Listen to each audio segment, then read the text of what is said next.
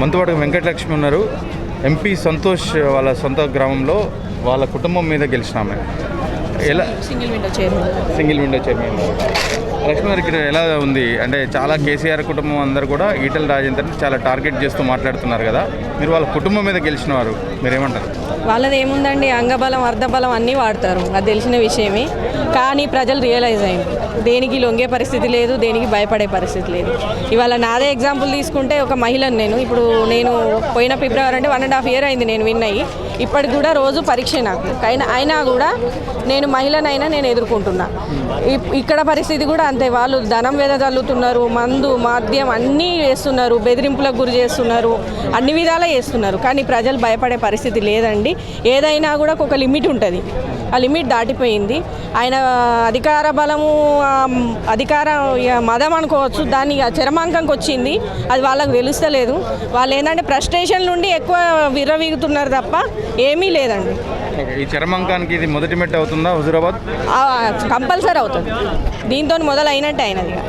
ఎట్లుంది ప్రజల ఒపీనియన్, ఎట్లుంది ఒపీనియన్ ఏమున్నదంటే, పెద్దవాళ్ళని అడిగినప్పటికీ, మహిళలు వాళ్ళ బయట ప్రపంచం తెలియని పెద్దవాళ్ళని అడిగినప్పటికీ అమ్మ పరిస్థితి ఏంటి అంటే, ఎన్ని రోజులు బెదిరిస్తారమ్మా, బెదిరిస్తున్నారు, ఇప్పటికి కూడా మీరు వచ్చిపోగానే మీ వెనకాల ఇంకోళ్ళు వస్తారు, వాళ్ళు ఎందుకు వచ్చిర్రు, వాళ్ళు ఎంత ఇస్తామంటారు, నీ పెన్షన్ ఆపేస్తామంటారు, ఇది అంటారు అది అంటారు.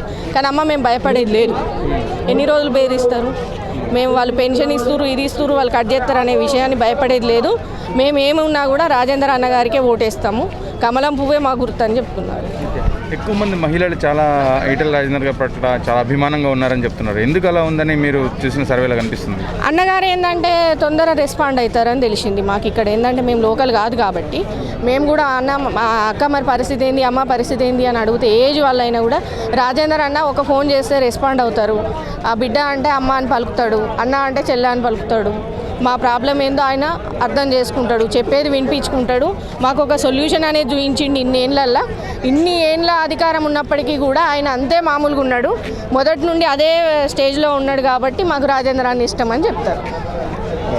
ఈరోజు ప్రజలకు మీరేం చెప్తారు? ఎలక్షన్ రాబోతుంది, వాళ్ళ బెదిరింపులకు భయపడకండి. ఇదివరకైతే ఎవరు నేను మాట్లాడిన దానిలో 85% మటుకు మాత్రం మేము భయపడేది లేదా కానీ అంటున్నారు. మీరు అదే విధంగా ముందుకెళ్ళండి, కమలం పువ్వే మన గుర్తు, రాజేందర్ అన్నని విన్ చేసుకుంటున్నాం, మనం గెలిపించుకోవాల్సిందే. కమలం పువ్వుకే మన ఓటు.